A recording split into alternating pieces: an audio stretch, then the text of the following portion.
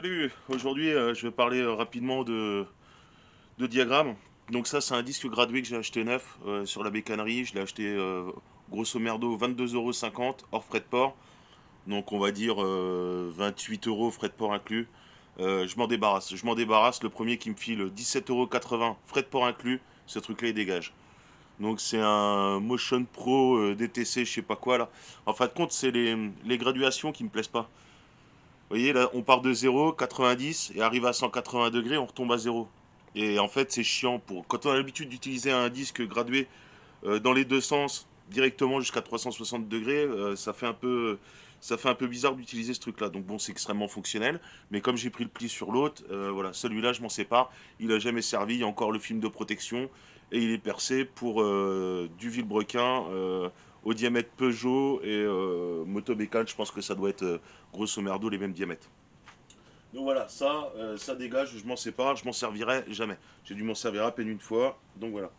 Donc j'ai chopé ceci, voilà. Donc bon bah, hein, pas besoin d'expliquer de ce à quoi ça va servir. Donc moi, évidemment, j'ai déjà ouvert et démonté, mais là je vais le refaire devant vous. Donc il y a un petit défaut en fait quand j'ai acheté ça, et ça je pouvais pas le savoir. Donc je me suis dit, je vais regarder sur internet et je vais trouver des fichiers 3D qui sont déjà préfaits pour les rapporteurs d'angle, qui vont me permettre de faire passer ça en disque gradué numérique sans aucun problème. Et en fait, non, j'ai pas trouvé parce que la plupart de ceux qui utilisent ce type de choses, euh, en fin de compte, la plaque du bas est scellée avec 4 vis. Ce qui, moi, n'est pas mon cas. Moi, c'est un système d'insert qui a été embouti en force à la presse, au marteau, ou j'en sais rien, mais à mon avis, c'est fait à la presse. Donc bah voilà, hein, c'est un rapporteur d'angle, on voit pas très bien, mais tout ce qu'il y a de plus classique. Donc voilà comment ça se démonte, hein, c'est con comme une praline, je vais quand même enlever la pile. Alors j'ai remarqué que la piste était quand même extrêmement sensible à l'intérieur, le moindre truc ça la fait déconner. Donc il faudra que je pense à la nettoyer à l'acétone parce que moi je l'ai déjà tripoté avec mes vieilles mains pleines de doigts. Donc bon bah c'est simple, hein, on dévisse cette saloperie. Voilà, allez, tac. Ensuite en dessous j'ai une vis de 8, enfin un écrou de 8 plutôt, qui d'origine est affreusement serré, mais là comme je l'ai déjà démonté, voilà, ça se démonte bien.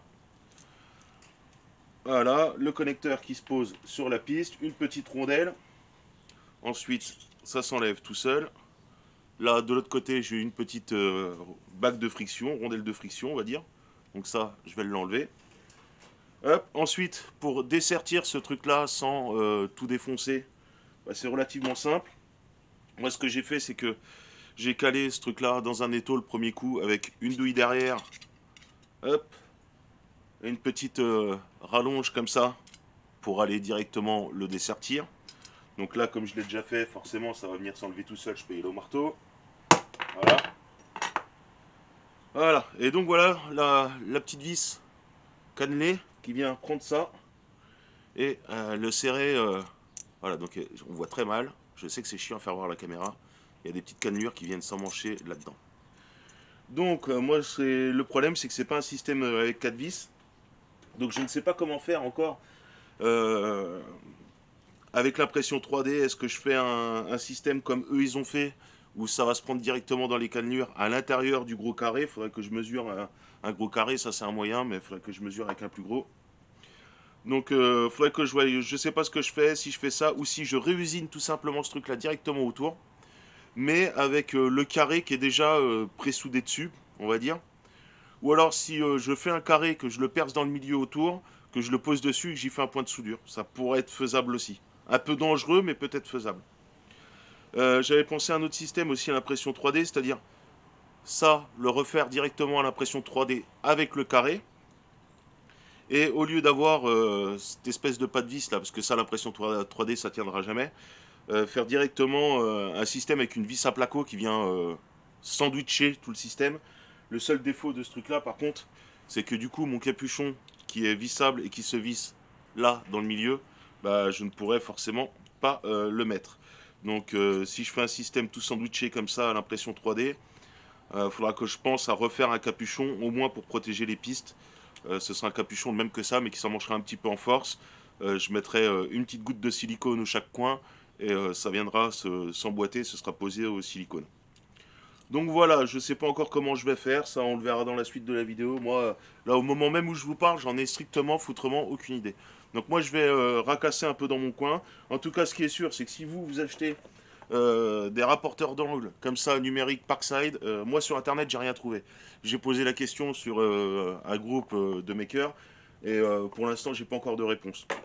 Donc en attendant des réponses, je vais aller voir dans mon coin comment je peux modéliser ça, réfléchir aux différentes versions de choses qui seraient possibles là-dessus. Et voilà, sachant qu'il ne faut pas faire de la merde, parce que moi je l'ai déjà démonté, j'ai déjà fait deux trois trucs. Et au moindre souci, je veux dire, le système enfin, le système de piste là, qui permet de rapporter l'angle se met à devenir complètement foireux. Donc bon, j'avance un peu dans mon coin et on voit ce que ça donne. Bon, voilà, j'ai avancé un petit peu dans mon coin, donc voilà la bête. Donc en fin de compte, je suis reparti d'une modélisation de zéro, hein. Donc j'ai repris leur système à eux, hein. Voilà, tout simplement. Donc à l'intérieur du carré, là, j'ai tout simplement fait un trou à peu près du même diamètre que eux dans la tôle, mais en un petit peu plus fin. Et donc l'écran vient de se prendre en force dedans et ça se visse de l'autre côté. Et j'ai enlevé la petite bague intermédiaire en plastique, vu que ça c'est déjà en plastique et ça coulisse pas trop mal. Donc voilà, hein, avec la petite patte qu'on peut serrer directement. Alors moi là j'ai pas d'écrou papillon, mais avec un petit écrou papillon ça prend très très bien. Donc voilà, donc les pièces je les mettrai en libre service gratuit, hein, juste cette pièce là et le petit carré qui va au bout. Et ça fonctionne, bon bah pas trop mal, hein. Alors évidemment ça faut penser à le desserrer parce que à l'intérieur c'est une vis qui vient contre-bloquer. Donc si on fait 15 tours de vilebrequin au bout d'un moment ça va venir tout foirer. Donc voilà, hop, on va le mettre à zéro. Voilà, et on voit bien quand on tourne le carré en dessous. Voilà, ça compte relativement pas trop mal. Et puis bah, tout est pris comme à l'origine, hein, d'origine Parkside. Voilà, le système d'origine à l'intérieur. Donc ça va bien, ça fait bien le taf. Il y a juste à le prendre, à remettre la vis, le serrer et basta. Alors, ça c'est bien pour ceux qui ont des impressions 3D, enfin des imprimantes 3D ou accès à de l'impression 3D. Le carré, bon bah, il a un dixième de jeu, mais bon, ça faut le combler avec un bout de papier et rouler jeunesse. Alors pour ceux qui en voudraient de ce truc-là et qui n'ont pas accès à une imprimante 3D, j'ai regardé un peu les prix sur internet. Les gens qui vendent ça, il y a quelques années, les moins chers que j'ai vus, ils étaient au moins 40 balles hors frais de port. Pour ceux qui n'en veulent, il y a du qui n'en veut pour les gens qui n'en veulent, j'ai envie de dire, et qui n'ont pas accès. Moi, ceux-là, faut me le dire vite, je peux en faire une petite série, enfin, je les ferai un par un. Je les vends 35 euros frais de port inclus. Si quelqu'un en veut un, 35 euros frais de port inclus, je lui fais. Par contre, il faut qu'il se dépêche parce que donc c'est bien les trucs Parkside que je vais chercher au Lidl comme monsieur, madame, tout le monde. Le truc, c'est que ça, il y a une promo qui va durer une semaine sur ces trucs-là et on les reverra plus pendant quelques mois, voire un an, vu que c'est à peu près cyclique et les trucs reviennent tous les ans, au moins tous les ans chez Lidl. Donc voilà, je sais que ça, c'est typiquement le genre de matériel qui se fait dévaliser. Donc voilà, ceux qui en veulent, voilà, ils me le disent. 35 euros. Et pour ceux qui trouvent que c'est cher par rapport à ce que c'est, qu'ils aillent regarder sur internet le prix que ça s'est vendu. On est à des années-lumière. Juste un pauvre disque gradué Polini, je crois que c'est 75 euros hors frais de port, le disque gradué. Ce qui a un bout de ferraille en tôle, c'est la même chose que ce que je vous ai fait voir en début de vidéo. Donc là, 35 balles pour un truc numérique pour faire de la prise de diag. Finalement, franchement, c'est pas déconnant. Donc pour ceux qui en veulent, ils me le disent tout de suite dans les commentaires là. Pour ceux qui savent où me trouver, bon ben voilà. Et pour ceux qui savent pas me trouver, posez la question en commentaire et je vous dirai où et comment me contacter. Et voilà, et vous me contactez et je vous les fais à la demande. Tant qu'il y en a au Lidl du coin, j'irai aller chercher, je vous en fais à la demande. Par contre, il est hors de question que j'en fasse une série et qu'ils dorment là sur une étagère pendant un an, parce que ce serait que de moi, j'en achèterais une caisse de ces trucs-là et puis j'en ferai à l'avance. Mais comme je ne sais pas la demande qu'il va y avoir, forcément. Ah, les scooters qui passent. Donc forcément, comme je ne sais pas s'il va y avoir de la demande ou non, je vais aller les chercher au fur et à mesure, tout simplement. Donc tant qu'il y en a au Lidl, j'irai en chercher. Et puis bah, quand il n'y en aura plus, il n'y en aura plus. Il faudra attendre l'année prochaine. Donc voilà, l'avantage aussi de ce truc-là, c'est comme je mets les pièces de rechange en libre service, des fois que ça casse.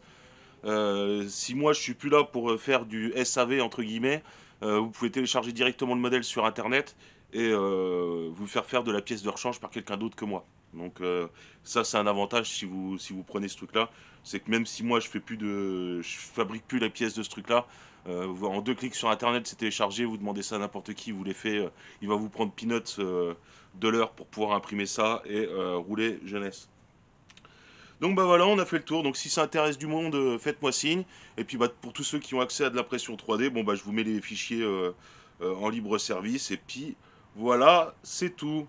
Dernier truc, ouais, bah ça je l'ai dit, hein, mais bien penser à desserrer ce truc-là et penser à ne pas serrer ça comme un débile. Sinon pour le reste, bah c'est fonctionnel. Il n'y a rien de, y a rien de sorcier là-dedans. Allez, je vous emmerde pas plus longtemps. Salut.